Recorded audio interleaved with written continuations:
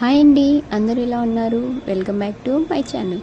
మా ఇంటికి మా తమ్ముడు వచ్చాడని అయితే చెప్పాను కదా, అది ముందు షార్ట్ వీడియోలో అయితే పెట్టాను. ఆ వీడియో ఎవరైనా చూడని వాళ్ళు ఉంటే ఆ వీడియో కూడా ఒకసారి వెళ్ళి చూసేసి రండి.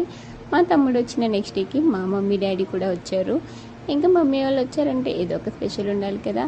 ఇంకా ఆషాఢం కాబట్టి నేను మమ్మీ వెళ్ళి గోరింటాకు అయితే కోసుకొని తీసుకొచ్చాము. మా ఇంటికే గోరింటాకు చెట్టు ఉంది. ఇంకా కోసుకొని తీసుకొచ్చి అప్పుడే ఎమ్మటే రుబ్బేసి అయితే పెట్టేసుకున్నాము. మా మమ్మీ అయితే ఆ రోజు నైట్ పెట్టుకుంది. నాకు ఆ రోజు నైట్ పిల్లలతో కుదరలేదు. ఇంకా నేనైతే నెక్స్ట్ డే పెట్టుకున్నాను.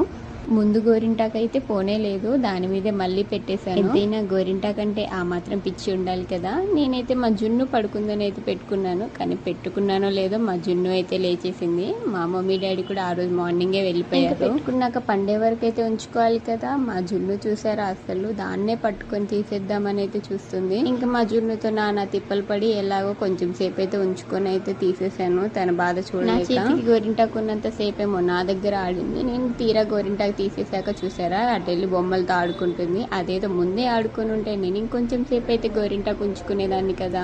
మీ ఇంట్లో పిల్లలు కూడా ఇంతేనా? కావాల్సిన టైంలోనే మిమ్మల్ని ఇబ్బంది పెడుతూ ఉంటారా? ఇంతకీ నాకు డౌట్, ఆడవాళ్ళకి గోరింటాకు ఎర్రగా పండితే మంచి మొగుడు వస్తాడు అంటారు, మరి మగవాళ్ళకి ఎర్రగా పండితే మంచి పిల్లం వస్తుందని ఎవరైనా అంటారా? ఒకవేళ వచ్చిన పిల్లం మంచిదైనా నువ్వు మంచిదని అని చెప్పరు, ఎందుకంటే మనం వాళ్ళ నెత్తి మీద ఎక్కి కూర్చుంటామని వాళ్ళ భయం. అంతేనా కదా? సబ్స్క్రైబ్ చేసుకోండి.